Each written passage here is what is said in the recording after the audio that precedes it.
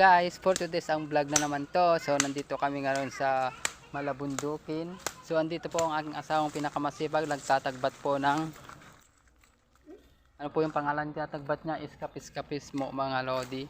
So ano pang hinihintay mo mga lodi, huwag mong kakalimutan na mag-subscribe sa aming YouTube channel at mag-follow sa aming Facebook page at sa aming TikTok account. Ngayon po ay itong video na to ay para lagi